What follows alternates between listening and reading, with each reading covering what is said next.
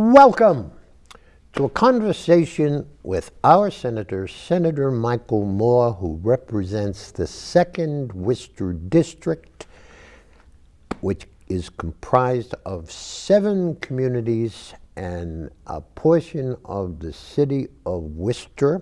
Yes. And he has been our state representative, the community of Shrewsbury, since, I'm guessing, what year? Elected in 2008. 2008, okay. And he Feels has like been yesterday. here. I know there are 7 communities in a part of Worcester, but we all know that the most important one to the senator is the town of Shrewsbury. And he always says, Kevin, why do you keep saying that? Even though it's true. Michael, it has been a long, long time since you and I have sat here in the public television studio where you and I both have masks tucked in our pockets right at the moment. It is mid-May. It is 73 degrees. We're a day after the governor announced And then the lifting of all the sanctions. That's right. Or, not sanctions. Sanctions. Guidance. Guidance. Okay. Guidance. The lifting of all guidance on it. Yeah, mandatory really. as of May 29th. And we are beginning to move back into what we used to call the real world. Yes. Yep. And it is long overdue. But in any event, the reason we haven't been able to get together is one, Virginia and I, we have a house right up the street in Shrewsbury, home, and then we have a house down in Dennis. And during this entire plague, we have been doing 7 or 8 days here, 7 or 8 days down there, and this was going on since maybe April, May of last year. No place we could go, but at least we were looking at different things out the windows. Yeah. And then you were extraordinarily busy during all of this time, okay? Yes. And with the help of Shelley and the help of Liz, who is our wonderful director, producer, laundry and morale officer, we've finally been able to get it cooking anyway. Yeah. Let's talk first about where we are time-wise. We were talking just before we started about the fact that now Governor Baker, it seems so Governor Baker daily comes out with some, this is the latest update in revision and rule, okay, yep. As has done the CDC. You're down there. What is it now? Give us the dates. May 29th. All right, May 29th. All the restrictions or mandatory guidance that everyone needs to follow are all being lifted. That's no masks? That should be no masks. Well, all right. Yeah, okay. It's going to be optional. If you want to wear your mask, you can wear it. Exactly. And then June 15th, I believe it is, that the state of emergency will then end. Okay. Now, the significance there is obviously we passed some measures at the beginning of the COVID crisis that are contingent upon the expiration of the state of emergency. Okay. So just for when example, you say like we, you're talking about the legislature. The House and the Senate. The House and the Senate sent legislation to the administration that they'd all worked on. And an example of that is the mortgage forbearance or eviction prohibition. Right. Once those states of emergencies get lifted, those protections are lifted. Okay. So, and there might be others in that I'd have to go back and review. But so that's the difference between, we got the guidance gone the 29th, but the 15th, June 15th is when we lift any of those protections that we had. Okay.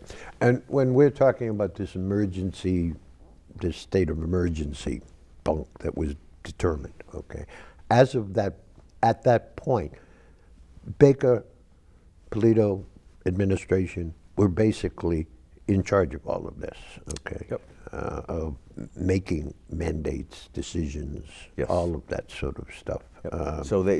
It's required a little bit of insight from you guys in the legislature, but it was just insights because he basically was in charge, right? Basically, a lot of the they would come out with the guidance, and then we would field the calls from our constituents Right, yeah. of those who were happy with the guidance that they established, those who were opposed to it, some that wanted just some tinkering to it. Sure. So we would then, and we on a weekly basis, we actually, the Senate, I'm not sure what the House, but the Senate met with the Secretary of Health and Human Services. We would have a conference call where people would bring out issues. And we had the so-called, what they call command center, that would discuss the issues, and if we had any issues from constituents that we need to have clarified, or maybe even try to get some adjustment to the guidance, that's when we would bring it out. Okay. Or would, All right. So at least there was some give and take during the course. And of this one sort thing of too is a lot of people seem to think that on Thursday or Friday, with the governor coming out on Monday, that we would get a heads up on a lot of the new guidance that he was coming. We were told the same day that the public was told. Gotcha. So, and something if I was the governor, I could see doing that too. Because why do you want to deal with all the political ramifications? Sure. By telling us ahead of time, having us start fighting with them, or maybe agreeing or not or disagreeing, even before he puts it out there to the public. Yeah. So intriguing. Okay. We were also talking about one of the, I think, motivations that some people have talked about not requiring masks anymore, but a lot of places that are requiring vaccinations. Virginia and I, knock on wood, we're very, very fortunate early during the course of all of this, once the product got out and it got to Reliant and that sort of stuff, boy, we were kind of on the top of the list. Yeah. Probably because we're old fogies, which is, there was an advantage to being an old fogey with that, because bang, we're in that. is this the first time that you've had an advantage? No. There are a lot of others. There are a lot of others that come with alleged maturity. Anyway, I think. But one of the things is, if some of the folks are saying, you can come in if you're vaccinated, would that encourage the unvaccinated to move forwad, or are we now going to reach the stage in which they're going to say, well, to heck with it, it's all over, I'm not going to have to go. I think I think the group that hasn't got vaccinated, you're going to have a combination of that. I'm actually a little surprised at the amount of people who are resistant to getting the vaccine. But it's your own personal decision. But I also look at it as, if you're going to be out in the community, this is something that, it's not like smoking or something, or drinking or something like that, where you consume it, and the health effects may be just confined to yourself. You may be exposing other people. But hopefully those other people have all had the vaccine. Okay, all right. So the numbers, if I'm watching the 5 or 5:30 news, about half, is it mass up to in the 40s, the numbers of people who have been vaccinated, 40%, somewhere in that I think so, yeah. I think we were over 3 million people. Yeah, okay. 3.1, I think, the last time I had heard. Now, I can't remember whether with the census, we were about 6 million people, and I think the recent census had us at 6.6 million. Okay, all right. So we're in the... we're in the ballgame. But we do have some of the best numbers in the country. Yeah, which is really good. Great. Really, really great. Yeah. Okay, how are the kids? Very good. You had two. Yep, I just picked my daughter up. Tufts, a girl. Just picked her up Friday. She's back for about a week, and then we got to bring her back down to Cambridge or Medford. She's getting an apartment with some friends. Okay. She actually has an internship at a lab that's doing cancer research. So during the semester, school year, upon completion of the research, she does a little report, and then she gets credit for that, what they did for research. It's on cancer research. And then in the summertime, she starts June 1st. She'll actually be going on salary there. Wow. Yeah, so in Boston? And yes, so that's why she's going to go back with all right. and work. So it's actually nice. One of her professors, her first term, asked her. She would have actually started this last spring, a year ago spring. Right. Except there wasn't one. Except there wasn't one. Yeah. And the boy? The boy's doing great. So, is a graduating. He'll be finishing his junior year at Blackstone Valley Tech. Wow. Yeah, so he's finishing that. He's in the process of getting his license. God love him. Yeah, he's my height now. God love him and the general public. Yeah, yeah. We always kidded when this little kid was small. He was at every campaign thing, Yeah. hanging onto your leg as you're Yeah. trying to He would talk. crawl up and down me, and now all- I look all over. over He's the my height. place. Right. Obviously, 40 pounds thinner, but he's my height. Yeah, I know. We think of that all the time. Those were fun days. Yeah. Son of a gun. All right, what's happening under the Golden Dome? A couple of things. Let's talk about first the budget. There's a couple of things we want to go through. Okay, let's see where we are, because you guys are now starting to debate this. Yes. Baker puts together a budget. He flips it out to you guys. No, it flips it out to the House. To the House first. And then the House does the budget, and they Flip it to us. to you. Okay. And now we're in the process of doing our own budget. So Okay. everyone's filed amendments, and right now we're actually working with Ways and Means on some of the amendments that would have been filed. A couple of our scheduled events, Shelley had to call Because and of say, Ways and "Oh Means." my God, the Ways and Means Committee Yeah. is meeting on Monday or Tuesday or whatever." Well, I this said, is where- okay, here we go again. Well, this is where, like, for your committee assignments, when Yeah. you're the chair of the committee, Yeah. you establish when all the hearings are going to be. Sure. Well, so I'm on Ways and Means, so I'm subject to Someone else's scheduling. Right. So then they put it out there, I'm then on the phone, hey, I got to reschedule. Okay, So- we understand. So it was a $45.6 billion budget. What we did Say that again? $45.6 billion budget. 45, 46. This is Baker's budget. No, this. What well, did- yes. what did- Yes and no. What I was just going to say is this. Baker is the, starts it, he flips it to the House mucks around with it, adds, but what subtracts. what we did do this year that we hadn't done in several is we did a local aid resolution. What's that mean? That means the House and the Senate committed to the municipalities, cities and towns, that local aid will be this level, Chapter 70 will be this level. So we already made a commitment that we would fund to a certain level. Gaudiamus, okay. So this way, because as you know right now, Always a local government issue. What are they going to do and when are they going to do it? well, this way, we used to do it years ago, but then with the budget problems, Sure. the discussions that we would have to have. Okay. They now, this way, when cities and towns, well, not cities, more towns, because when towns go to town meeting, it's usually in late April, Sure, early May. right. So and Third we don't- Monday in May. Yeah, and we don't get done with the budget until the end of June. Sure. So this way, by having Sometimes into July. yeah, well, even longer. That's right. Last year we did it in November, Right. because of the pandemic. But so this way, it gives the cities and towns an idea of, like, okay, this is what you can go to town meeting. Right. This and if for some reason it should come out higher than that, it's a little bonus. You got to remember too is now, like right now when the House does the budget, it's in April that they do it.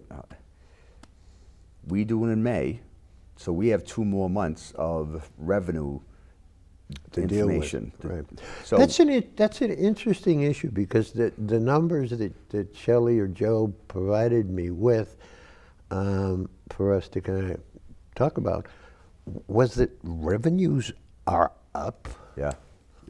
How in the name of the good Lord can that possibly be Let's see. if we're living in this pandemic-y world? Well, and that was part of the. We're about $1 billion more than we thought we would be. That's amazing. But let me clarify this now. We're $1 billion more than where we thought we would be 6 months ago. Right. But we're still about $1 billion less Then than we were 19. prior to the pandemic. Okay. So we're in good shape. If you think back to Okay, last year. so even the projections, bearing in mind everybody's been out of work, Yep. all that sort of good So stuff, whatever the Department of Revenue predicted, they said, Well, "Ooh, it was surprise." Department of Revenue. Also, we have 2 or 3 nonpartisan organizations that come to the legislature every year as part of our consensus budget hearings. Right.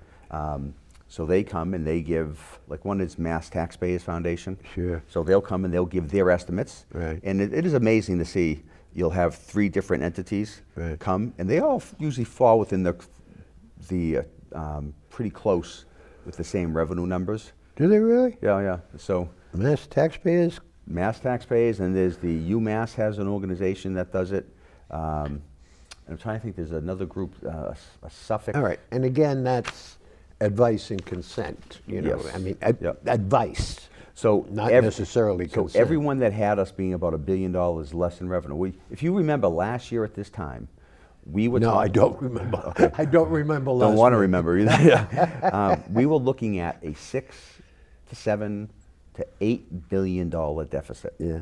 So that's why we put the budget off. We just level funded with a cost of living increase. Right. And we didn't do the budget, because when we finished the budget at the end of the fiscal year, if we had to do it with that revenue shortfall, Yeah. it would have been devastating to the budget. Yeah. So we waited till November. The public and the people who were receiving some of the stimulus aid, Sure. they were going back out and they were spending it, and they were putting it back into the economy. Yeah, that's great. That's So, great. yeah. Now, the only problems we may have is that, we do have, so that explains it, and there's a lot more buying going on. There was a lot more buying of materials, and retail Sure. activity was Sure. a lot higher. Sure. Package stores made a huge amount of money. So the I have to admit, I may have contributed just to a little that. bit. Well, and then we also help the restaurants. We passed legislation that allowed them to sell to go. Yeah. And that was alcohol and food. So we tried to do things, work with the municipalities to try to expand some local economic. And like opportunities. everything, Senator Moore, you can't please all of the people all of the time. When we were in the midst of this, and we were talking about people moaning and groaning about I'm out of business, I have a job. No matter what you do, there is no particular answer to it. Really. So actually, getting back to your question, not to be rude and read while you're talking, but it says the proposed, let's see, what's this that now? Okay. In April, the state Department of Revenue collected $3.86 billion. Billion. With a B. Which was, I should say, $385 million more than what DOR anticipated. Yeah. It is also $1.88 billion more than what was collected last April. Okay. Overall, the state has collected $26.45 billion in taxes this year, which is 14.8% more than last year. In terms of the budget itself, the total spending for the fiscal 2022 is going to be $45.6 billion. This is 0.7% below the spending. What are the hang-ups going to be down there? In the budget? Yeah. What's the budget? I think the main thing one of the main things you're going to see this year is a big debate's going to be in the. We all know there aren't that many Republicans down there. The But you do have one in the corner office. right? Yes, and I think we got three in the Senate. 3 in the Senate. God love you. But then there's Okay. those of us in the middle that they kind of, All whichever right. vote. If we vote with the other side, they lump us in with them. If we vote with the other side, they lump us. But I think one of the big debates is going to be on the film tax credit. Film tax credit. Yeah, because that sunsets. Yeah. And we've been trying to extend the sunset. There's the House. Becker wasn't thrilled about it, but then he kind of came around. Okay. Well, the House just passed it in the budget. They did. Yep, 160 votes to 0. So bipartisan support. I've had legislation filed last session and this session. So what's the quarrel? Well, right now it's really been the Senate. We've got some resistance among the Senate leadership and some other colleagues Really? who don't think that. I have a little vested interest in this, since I have my youngest daughter who lives in Los Angeles, California, God love her and save her, and who is working in the film industry and has spent a lot of times line producing shows. Yep. She's back working again, thank God. But she says they go all over the place. They were coming to they were coming to Massachusetts for a while, then it got a little slow. They weren't doing it. But they go every place looking for those places where they can get this tax advantage. Yeah. Well, I guess really, the issue, and what it does locally DOR puts everybody to work. Right. DOR did a report, I think it was 205 or 206, and the tax credit had just been established. Yeah. So they did a report, and they came back. Their report came back with an analysis that every job was costing us, like, I'm going to say $150,000.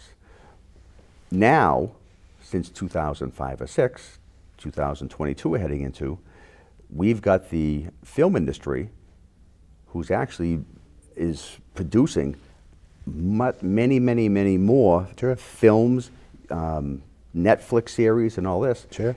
They're looking at up to possibly $400 million in investments in the next year or so. Yeah. But they don't want to do it if it's going to sunset. Right. So they don't want to, so the other issue we have is we have some colleagues that I think are too focused on the movie stars. The movie stars will come in, and and I'm just going to pick out, say you get, Sure, a bunch of them have been around right, Worcester. all right, but say you get Jennifer Lawrence, she's been here. Right. Now, she may be getting paid $30 million for that movie, Right. but she gets a benefit because of the tax collection, because of the tax credit. That's an issue with some of my colleagues, that they don't like the fact that some of these movie stars are getting tax credit. Okay. But my issue is, I could care less about Jennifer Lawrence. My issue is, by having her here, that movie by giving her that $30 million, by getting that level of movie stars here, you could be having the film production company now spending Sure. 100 to 150 million. Sure. Where if you don't have them, Exactly. they could be spending exactly. 10 million. And the number of people locally Well, and then that's the other thing. So my people concern, that they put to work on the film, but you know, there's a corner restaurant who's got a whole bunch of people who are going in. and that's what I tried to say to. I had a meeting with Ways and Means Right. today, and that was part of my argument was Right. I could care less George about the movie Clooney star. was here a while ago, and he got to rent a house, a house in Framingham. Down the Cape, during the crisis, Yeah.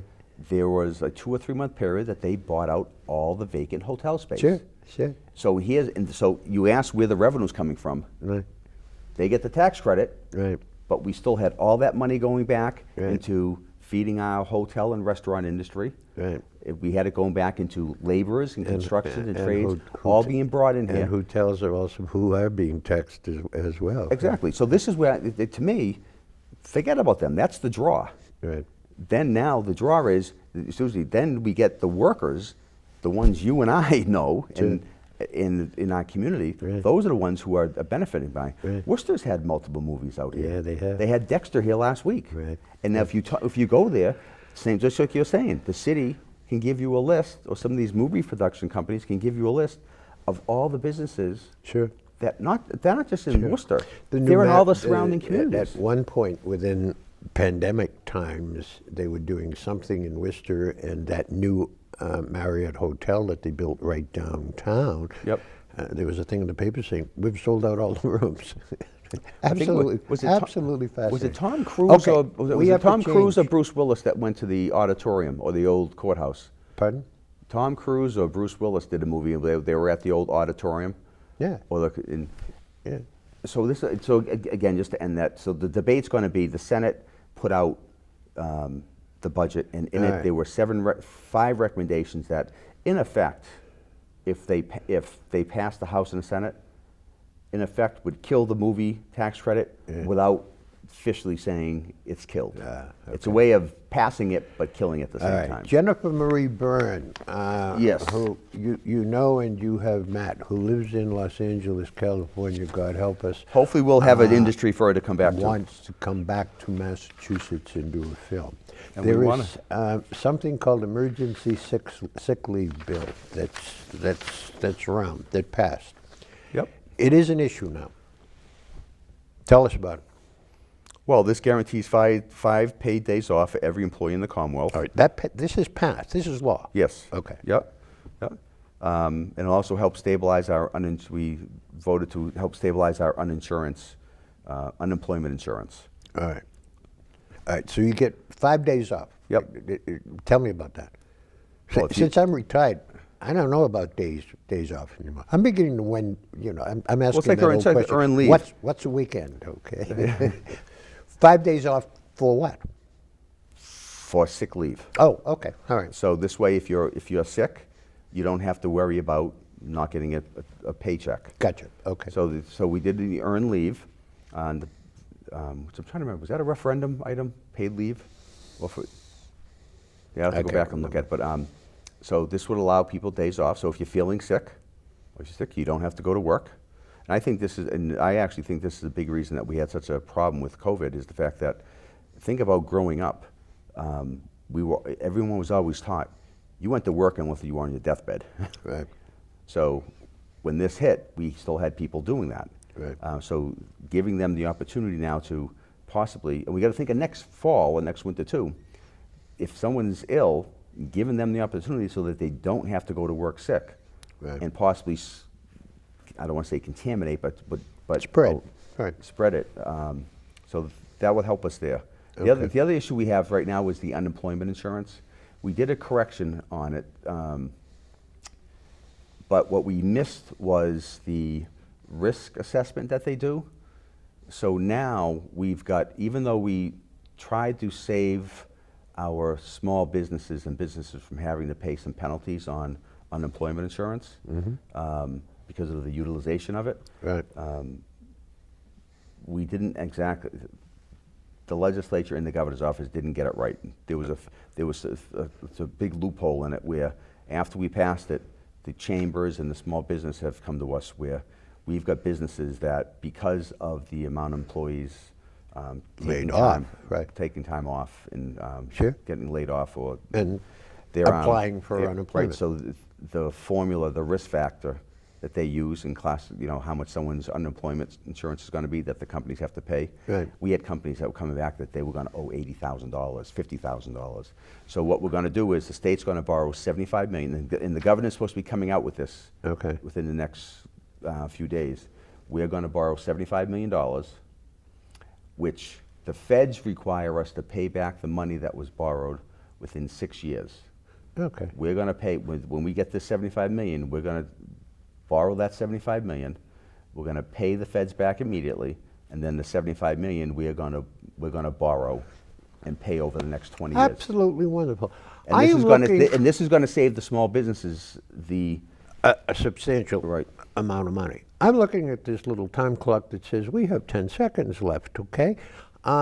It has been wonderful Yes, it doing has. this again. Let's try, like I said the last time, to see if we can get that guy at Ways and Means to allow you to come out here to Shrewsbury, and I am told we've run out of time. May everyone have a nice Memorial Day weekend, and thank you to our veterans and families and everyone who served. All right. And please, folks, join us the next time.